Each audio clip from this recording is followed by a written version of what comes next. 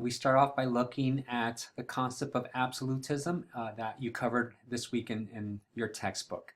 The class activity for today focuses on looking at different countries addressing the concept of absolutism. But before you get into that, I want to make sure that you know the two kind of major political thoughts of the 17th century. So first off, we have Thomas Hobbes. Some of you guys might have heard of Thomas Hobbes, very important political theorist. And kind of quickly here, I'm not going to spend too much time, but I want to give you an overview of his major contribution to political thought. So his major point, which will kind of mimic what Locke said, is that we are all born into a natural state, right? So the question is, how do we form a government? So in its natural state, if we were just to pop up in the world, we would want to do whatever we want to do, and unfortunately that doesn't work well when you're living in a community.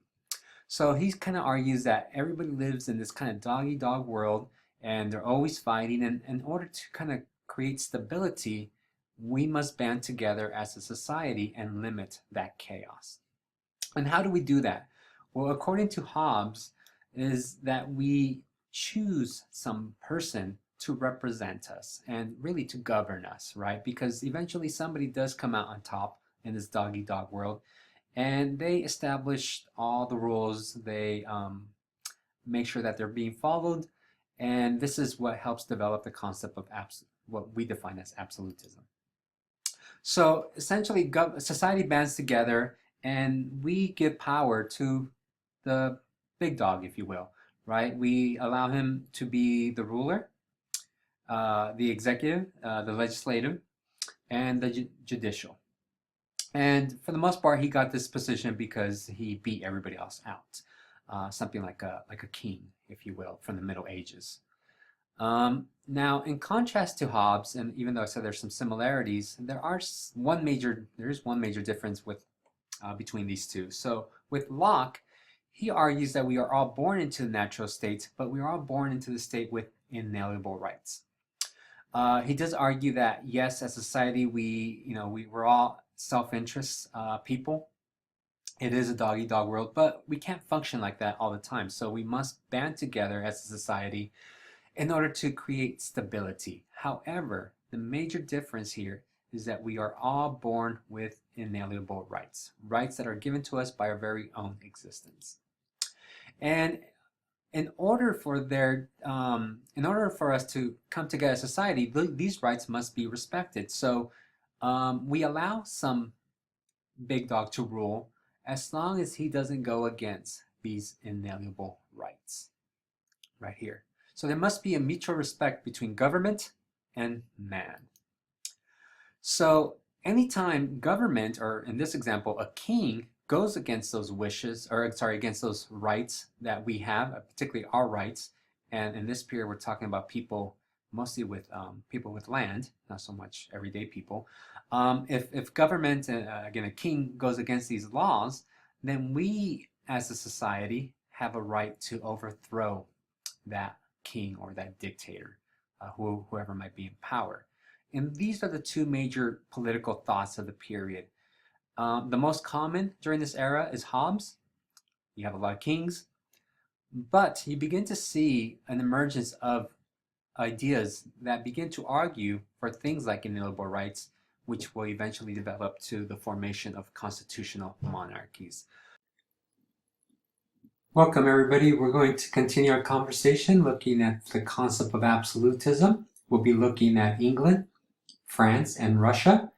And here you have the picture of Louis XIV, probably the best example of absolute monarch. So we're going to start with France and then move our way into England and finally address Russia.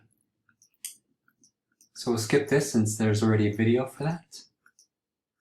And we start looking specifically at the 14th century, looking at how the church begins to lose its power in this era. Remember that in the Middle Ages, it was really a battle between church and state. By this period, that debate is essentially over. The church basically kind of gives up for a few different reasons.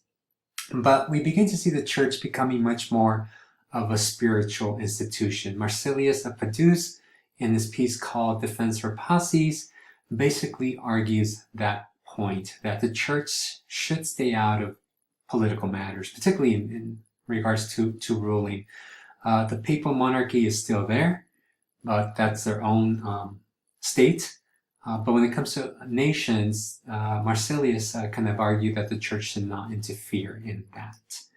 However, that does not mean that the church disappears, right? If you look at the chapter, you see that in France, you still have a very strong church influence. And one of them is through this cardinal named Richelieu. You might know him from the Three Musketeers. And he's a real character in life. And he rules for a short period of time while the king comes of age. And he implements a few policies that support the monarchy, but also support his interests. So one of them is the elimination of the Huguenots, which is basically the Calvinists, the French Calvinists, who want to make sure that France was just Catholic. And, you know, in France, you do have a lot of movements to wipe out the Calvinists or those that were not Catholic. He also implemented, the book talks about this, the intendants, which basically represent the government, but also his personal interests too. So I'll talk about intendants in a little while when I talk about Louis. But Cardinal Richelieu is a good example of how, yes, the church is no longer trying to rule all of Europe, but that doesn't mean that they completely disappear. So in France, he wants a strong monarchy with a strong Catholic presence. Catholics are not the only one that are doing this. You see this in Germany with Protestants. So every country has their own kind of religious group that is pushing their agenda by this period. So we kind of move to France and see what's happening there. So once Louis XIV comes of age, he creates this great home called Versailles. I do have a video, but I'm going to skip it and just kind of talk about the purpose of Versailles, because yes, it is a home for the king, right? Louis XIV lived in Paris for about 30 years of his life while Versailles was being built. And if you ever get a chance to go to the Louvre, you can actually go to the basement of the Louvre and see the remnants of the old castle that used to be there. So at the basement, you see kind of like the medieval section of that building today. It's much more, I think, Baroque in architecture, if not maybe even 18th century. I can't remember. Nevertheless, Versailles, he didn't finish it till his late 30s, and he moved from the Louvre, which used to be the castle, to Versailles. And Versailles was basically a party house, right? It was filled with thieves. It was filled with prostitutes. It's noted that Louis had a very strong sexual appetite. He would take advantage of the wives of his nobles. He ate a lot of food there too. Never gained any weight. He had some medical condition that helped him maintain his weight. Quite interesting. But so it is a home that he had, but definitely knew how to spend his time there. He also invited the nobility to be there, and in doing so, he created a lot of court rituals. So things like dressing the king became this element of privilege where certain people could be in the room helping him get dressed and basically even putting the clothes on his back. And depending who was doing it, it kind of meant that they were in good favor with the king. If you ever seen the movie Marie Antoinette with Kirsten Dunst, it has a scene that kind of showcases this idea of her getting dressed at Versailles. It's also a place of power where he was there to make sure that he kept the nobles in check. So whenever they were making decisions that went against his own political interests, he would invite them over so they would not vote. Most of the voting took place in Paris. So if he called you over to Versailles, which at this time is a good distance, from Paris, you would not be able to go vote. So it was also a place of political chess, if you will, right? To have this home. He would also conduct administrative business in Versailles too. It's a very big place. For those of you that have been there, you probably have seen how massive it is. Now, Louis XIV kind of showcases this idea of absolutism. He embodies it. He called himself the Sun King, and he used to dress himself like Apollo, the Greek god, and kind of represent himself like a Roman emperor, even though he's a king. And remember, kings are not as strong as emperors, but he definitely tried to implement policies that reflected that idea that he was the most powerful ruler, which mimics the idea of absolutism. As stated when I talked about Versailles, that his house functioned as a place to give gifts, establish honors, give certain offices to people, things like that, and to punish those who disappointed him, right? Who disagreed with him. So this all kind of falls into that realm of absolutism. He is all powerful. He can give whatever offices he wants to any person. He, as kind of Richelieu kind of did, right? He kind of revokes this Edict of Nantes, where at one time there was some form of kind of religious freedom for Calvinists to practice their faith, and he forces the Calvinists to actually convert to Catholicism, and those that didn't, he would actually kill. The intendants, as mentioned earlier, what Richelieu kind of implemented, were there to collect taxes. He did this partly so he can bypass Parliament and directly tax the people. That way, if he needed money to raise armies or just raise money for anything, he never needed to go to Parliament. He just, went around having these people collect taxes, and that's how he would raise funds to support these programs that he had. It made sense during this period, during the French Revolution. It all kind of falls apart. But these intendants were there to support the monarchy. He passed decrees that made sure that Parliament didn't speak out against him. So very much so embodying that idea of an absolute monarch.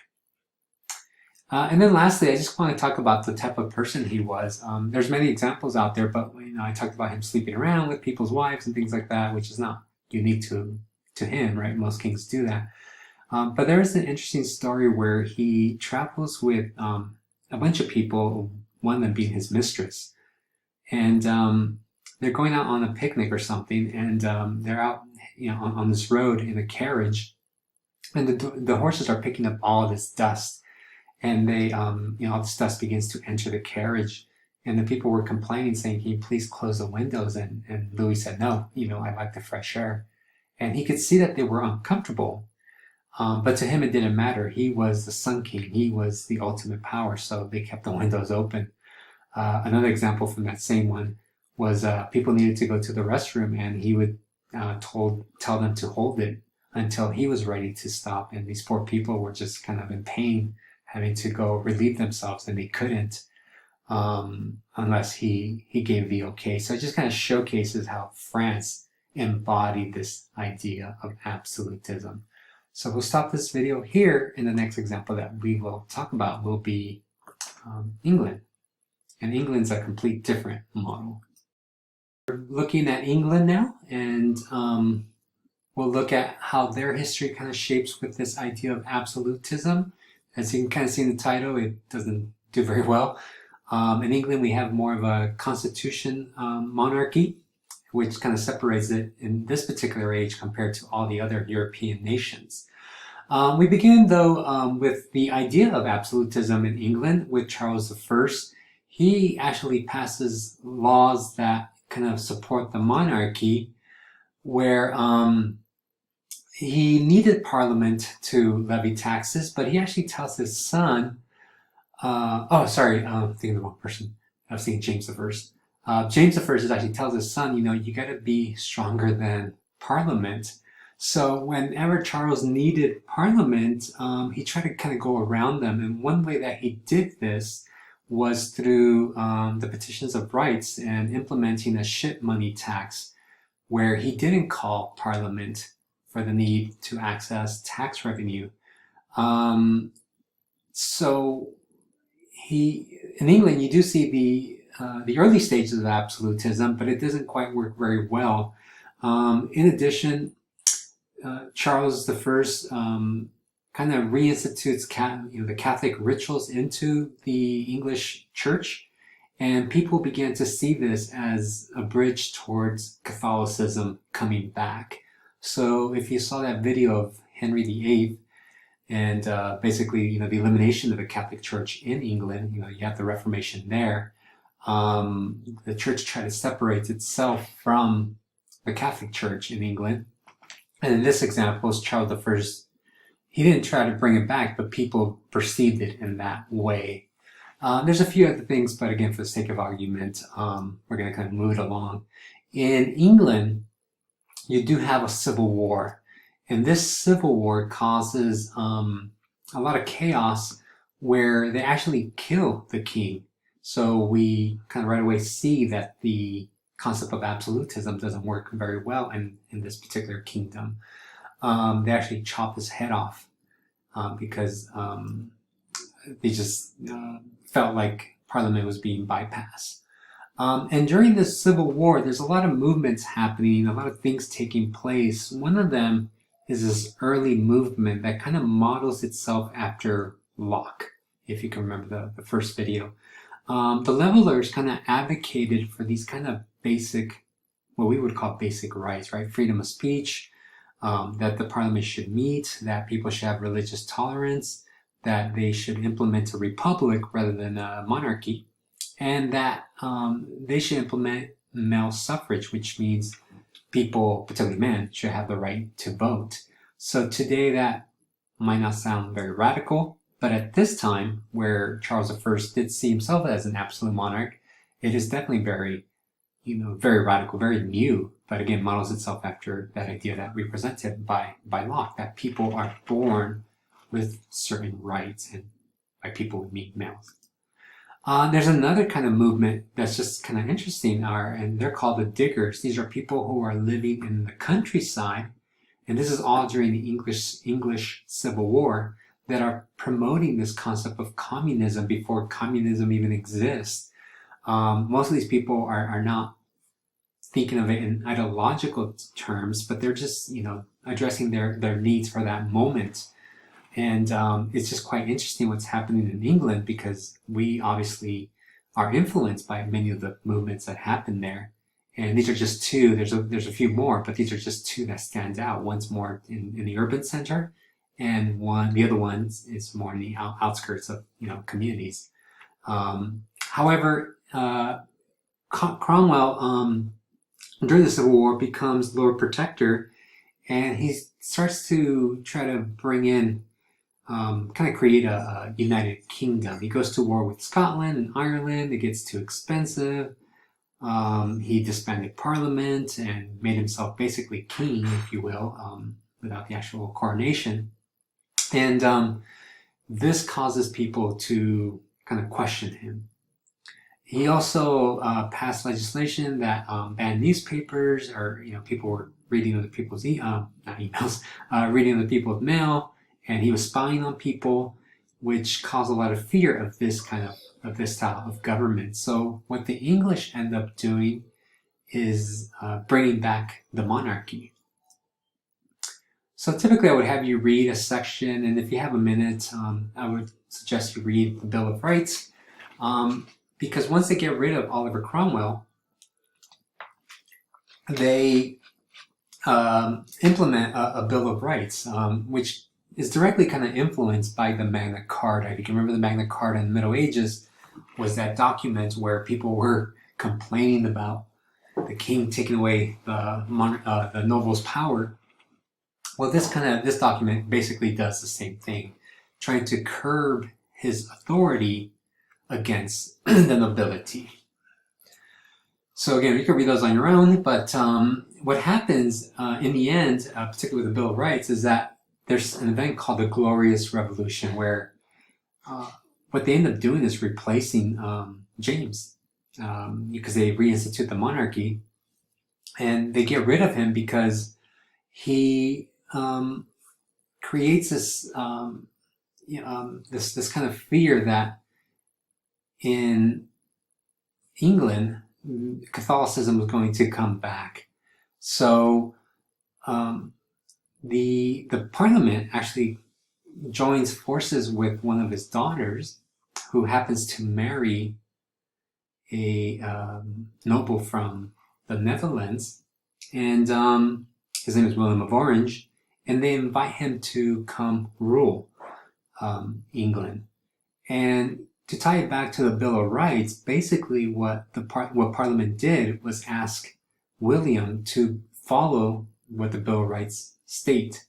And again, it's a list of things, but this kind of sums it up in a very general way. Is number one, kind of noting that the king's power is limited, right? They kind of force him not to have a standing army because armies are used against nobles and parliament. And he also kind of forced them to have parliament as a separate entity, as a separate branch of government. So kind of looking back to that idea of Hobbes and Locke, remember in Hobbes, parliament, the legislative branch is represented in the monarch. Here they're doing quite the opposite. They're actually breaking away from the monarchy, and parliament is its own authority. And the king is in the executive branch, right? A different authority. And it's called the Glorious Revolution because it's nobody dies, and Parliament kind of takes control of government in England, which is very different from what we saw in France. The next example that we'll look at is Russia. Okay, this is the last example that we're going to look at. So we looked at France, which is a good example of absolutism. We looked at England, which is more constitutional monarchy. And then we're going to look at Russia, which is somewhere more towards absolutism, again, following more Hobbes than Locke. But we do see some changes happening in Russia for a few different reasons. So in Russia, you have a country, and the book kind of talks about this, that it's still very much so stuck in this kind of medieval period. He talked about Ivan the Terrible, who is essentially this kind of, the name kind of says it all, right? This kind of medieval king. But there isn't much progress. Russia's still centuries behind the rest of Europe, which is part of the reason why we never talk about it. We begin to see czars come in, such as Alexei, and he implements this kind of hereditary hierarchy based on your job. And what they're trying to do is kind of mimic what's happening over there in Europe. But it's really Peter the Great, and he's the one that establishes the Romanov dynasty. But Peter the Great is somebody who modernizes Russia in the context of this particular period to kind of catch up to what's happening over there. Again, I typically show you a video that talks about this, but Russia was a very backward country in the context of European society. So what Peter does is that he implements these kind of sweeping changes that are quite quick. And one of his main goals was to westernize Russia, right? He travels to Europe and sees not only some of the great architecture, but some of the great scientific work that's being done there. So he tries to recreate it in Russia by establishing the Russian Academy of Sciences. He knows that at this time, a navy kind of symbolizes this military supremacy. So he establishes a navy, but he also needs water, right, to have a navy. So he kind of moves into Sweden and goes to war with them. And this allows him to have access to the rest of Europe by taking over some of that territory in the West. He does have, and again, this is what makes him somewhat of a not as strong of an absolute monarch. He does have a Senate because Russia is just so massive, but it's a Senate that's very fearful of him. It is noted that he probably had his son killed because he was plotting against his father, against him. So it just kind of showcases that he does have that instinct of a strong monarch. Other things that he implements is that he makes sure that the nobles are tied to the state by having them serve either in the military or in the administrative apparatus or in the courts, but basically giving their loyalty to him as monarch. Other ways that he transforms Europe is that he forces them to change the way they look, the way they dress. He forces people to cut off their beards. Those who wanted to keep their beards needed to pay a tax. He kind of institutes German and French because, again, he wants to mimic some of the most powerful countries in Europe, and at this time, it's really the French. Introduces the classics, right? The Western classics, your Aristotle, your Plato, into Russia to put them up to par, along with the Arabic numbers. And for women, one thing that we see happening here, as it was already happening in the rest of Europe, is this idea of consent. Remember that women, since the Middle Ages, had to give their consent to get married. Well, that is something that's kind of introduced during this period in Russia. He also kind of forced women to change their clothing from their traditional styles in Russia to more European style, and allow them to be out in public, particularly when it came to hosting diplomats from other parts of the continent. And so Russia kind of embodies this idea of absolutism, though we kind of put it somewhere, I don't want to say in the middle because it's much more of an absolute monarchy. Most of them are, Prussia, Austria, obviously France, but Russia would be up there with them too. It's just that such a big country that he needs to give some authority to the Senate so it can function as a monarchy. It's just hard for them to control all that territory. So in conclusion, what do we learn? Number one, we learned that during this period, this concept of absolutism kind of argues that all power should be held in the hands of one person. Even though we typically associate the Middle Ages with strong monarchs, I think it's quite the opposite. It's during this period that you start to have really strong monarchs. And this kind of defines this idea of absolutism. However, as kind of Locke noted, and as what we saw in England, people begin to question this legitimacy of divine right. That just because you're born into a noble family, that you have some kind of special power to rule. And this will kind of be taken up in the Enlightenment era when they begin to challenge the idea of absolutism. And you'll also see it with some of the art, Las Meninas, which you'll analyze next. So one of the paintings. I want you to think about how that artwork challenges absolutism. But we see it in different places, such as the levelers in England, and even the beheading of a king, right? I mean, you're basically defying God because these kings are supposed to be put in place by God. And yet in England, they chopped off his head. So we do begin to see people question that concept that just because you're a king doesn't mean you're divine ruler. So we'll stop it there, and I hope you enjoy some of the art activities where you get to look at art and analyze it, kind of like what we did with the Renaissance, except here you'll dig a little bit deeper into the style that we call Baroque.